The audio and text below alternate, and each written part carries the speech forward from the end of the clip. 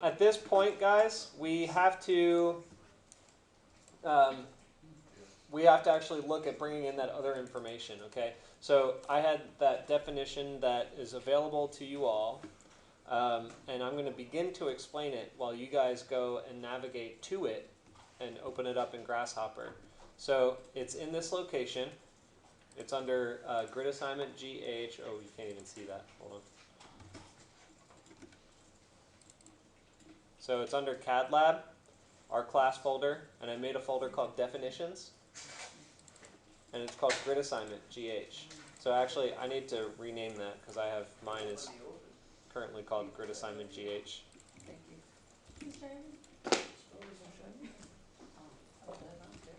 I'll just call it one.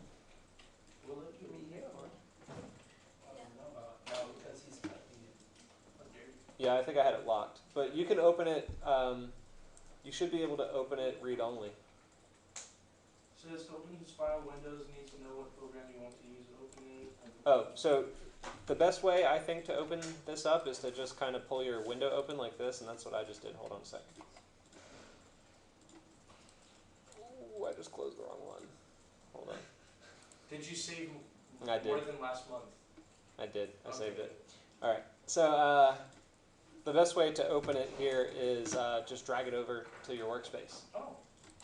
and it'll give you a little notification. Otherwise, you have to go in here and say File, Open, Oh. all that other stuff. Wait, so are all of these working? Because there's like. They're not. Okay, currently they're not working. But what I want to do first, while you guys are all opening this up, is explain what's going to happen. Okay, so what I was talking to you about before, where we had a string of data that was repetitive, right? We did it 4 times.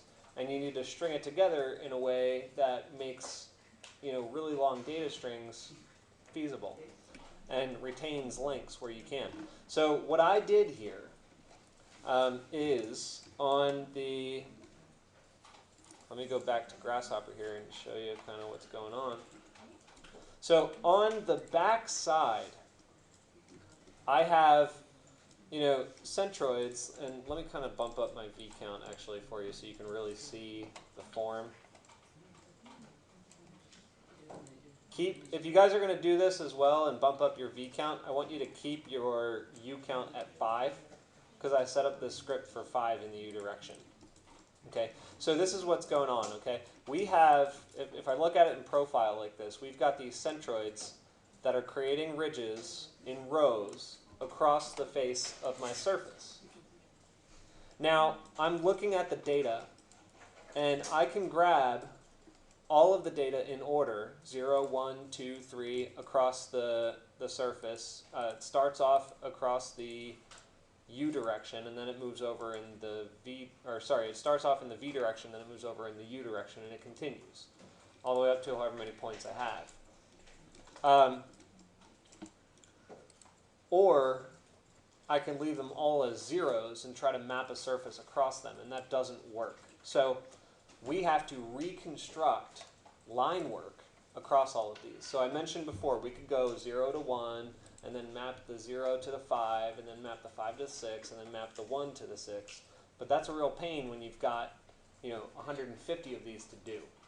So here's the way I decided I was going to go about this.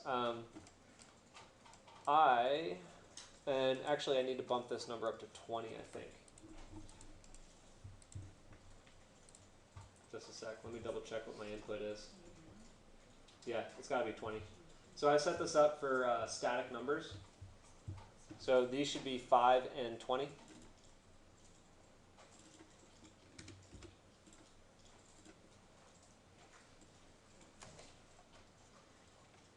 So it's going to look kind of crazy, but you can really see the ridges here. Okay? So back down to the script.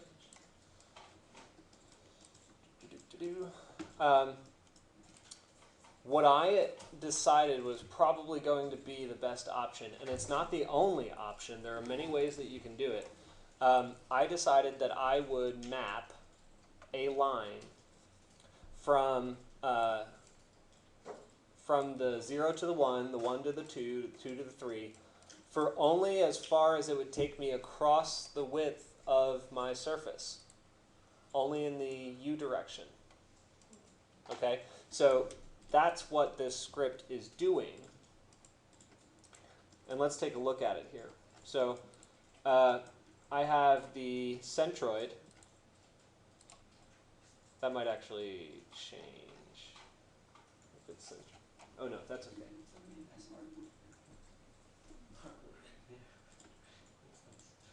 And then you see the thing at the top. Yeah.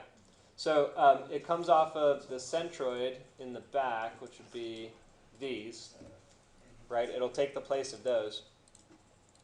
And it'll read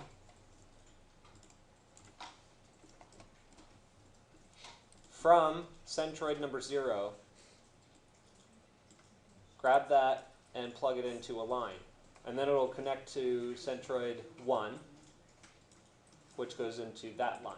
And then that line gets split from 1 to 2, and then from 2 to 3, so on and so forth. So the first thing that I did was plug in the whole string, and then I copy and pasted it all the way down so that I didn't have to do 1,000 different plugs. Okay, so here's the part that I think really made a difference. In order to mitigate doing this 100 times, I figured I only have to do it 20 times, and then I can use mathematical modifiers to just reset my values for each U row. Okay, so I did, in the first set, I did plus 0. So it's 0 plus 0 gives me line item 0. In the second set, down here, I did plus 20. So that gave me line item number 20, and then 21 and 22 and so on and so forth. And then I went to plus, that's actually supposed to be plus, oh yeah, that's plus 20. So all of those are going, 20 to 40, and then from 40 to 60, and then from 60 to 80, and that gets me all of my surfaces going across. Okay, so from that point I used merge, which merged all of the lines, or curves actually, let me look at this for you. So I took the connections from 0 to 20, and then I took the connections of the next line right next to it, which was from 20 to 40, and took the lines from each, right, because this goes all the way down to the next row, took the lines from each and made a loft, and that loft fed into, which is a surface, a loft is a surface, fed into a merge, which gave me a set of surfaces that panelize across. Okay, and then they got fed back into a deconstruct brep, which gives me all of the edges, which I can then pipe. Okay, so it's a really long process. This is approaching the limits of my knowledge of the software, because I know that there's got to be a better way to manage big data like this. I've seen people do it. I don't quite know how to do it better than this just yet. Okay, so I'm still trying to find ways around doing all this. But essentially, if you get stuck in a bind, you can do something like this and find clever mathematical ways of mitigating some of that extra work that you fear you might have to do. Okay, so that's the point I'm trying to illustrate. Did you use math and stuff to figure that out? Or was it That's these. Yeah, mathematical modifiers. So it's not just a straight line item. Let me plug it in. I'll walk you through plugging it in, and then I'll show you sort of how that works. Okay. So once you've opened it up, you can just copy all of these, go back into your original setup, and paste it below.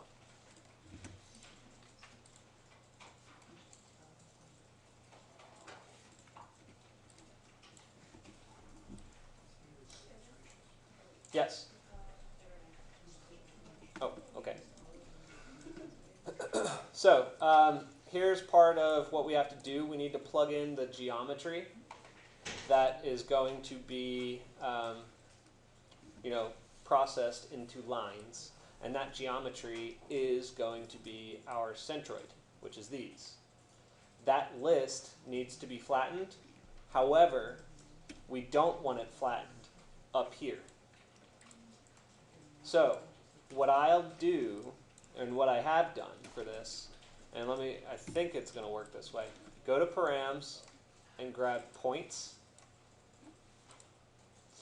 and plug your centroid into the point input.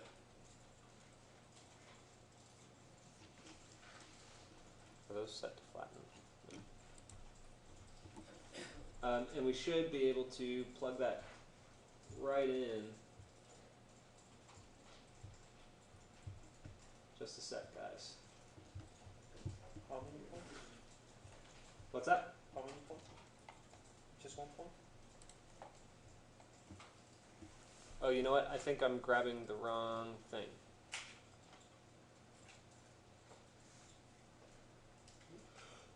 Oh. I am grabbing the wrong thing, I think.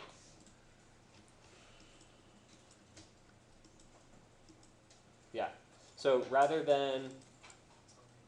I see. So what I did when I created it, I actually copy and pasted this centroid to each of those. So that centroid is already each of these. So rather than having to override each of these links, I'm going to reconnect the faces list into those inputs. So for me, because I see that I have 4 sets to put it in, I'm going to I'll just plug in my surfaces and copy and paste this 4 times. I don't want to see those, so I'd make them hidden, right? You should hide things that you don't need to see. And to get started, I'm just going to pull it down to the side, grab the first one, plug it in, and let's take a look. So right now I have them hidden, but let me turn on some spots here so you understand what's happening. So we're just looking at the first row, right? So we're trying to connect across these ridges or spines.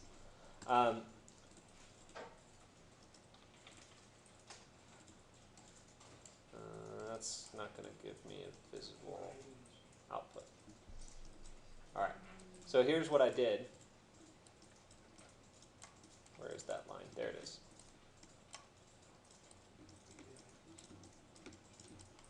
So we're working on this spine, okay? You guys see that over there? We're trying to connect from point 0 to point 1, and then from point 1 to point 2, point 2 to point 3. So that's what's going on here. It took the surfaces, which are those, grabbed the centroids of those surfaces, which are these, and then they, when they enter into the list item, are flattened. I flattened them there.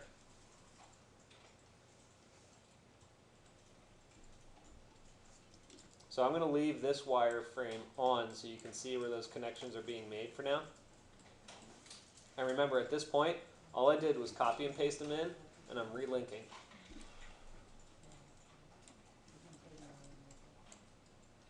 So that's one line. This is the next line,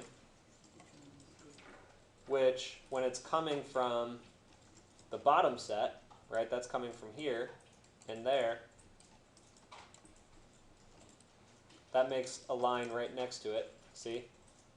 Right there. Turn this preview off. Now you can see we've got these 2 lines that are connecting from ridge to ridge, and we can then loft them into a surface, which is a panel. See that?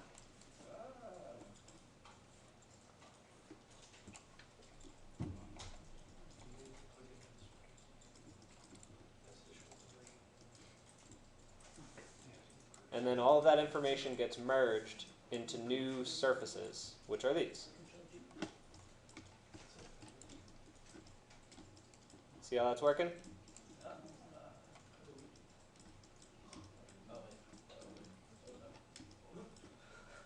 You guys get it?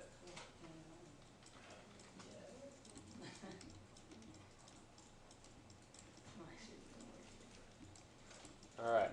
So, from those surfaces, you'll notice that what you copied in is fed back into another deconstruct VREP. So I used invisible links at the backside of merge, and I plugged them all back into a singular deconstruct brep, which gives me edges that I can use to make pipes. So let me finish reconnecting my script here, right? So this is the stage that you're all at right now. I've plugged one in. I'm going to go over here and I'll plug in number 2. Isn't it easiest to do it from the top more shortened version? For what? Well, what I did, I just plugged it into the shortened version up top. Just make it faster. I'll check it out what you're doing, but for me, this was a fast route to get connected.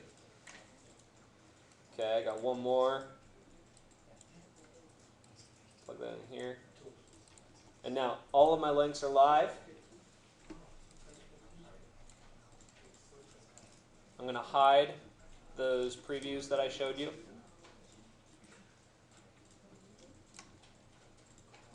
And here's the result. Okay, so the result here when I go to curve and I grab the edges is that I have a frame mapped to each of my centroid points on the back side of my space frame. You guys see that? You have to put a curve and then... You don't have to. So you could pipe that, you could put that straight into pipe. What I did, I just dropped in a param and then I clicked on it so that you can see the curves. Does that make sense? Yeah. So that whole process, guys, I'll walk you through it again. That whole process, I copy and pasted everything from that other file in, and then all I had to do was reconnect the surfaces from the deconstruct brep of our original offset surface. That's what's being plugged in right here. This is the output. Can we turn those surfaces on to see if it You can if you want to. So that set of surfaces looks like this.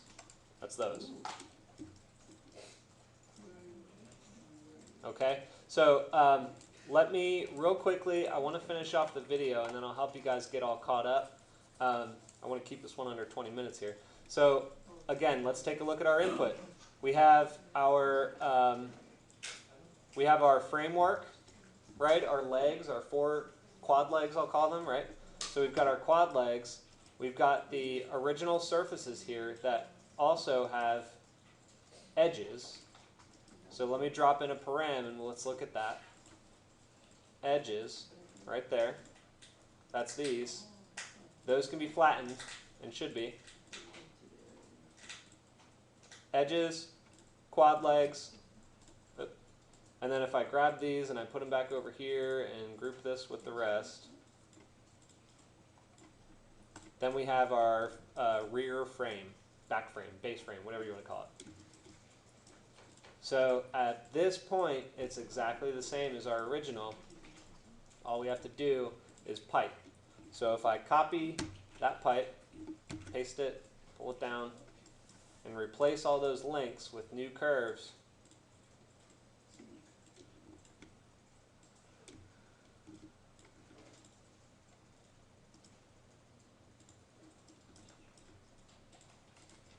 and hide extra surfaces wherever they are. This one. What you'll arrive at, and I'm going to quickly just show you graphically what it is, what you'll arrive at here is the space frame that you were looking for. Okay, it's a warped space frame.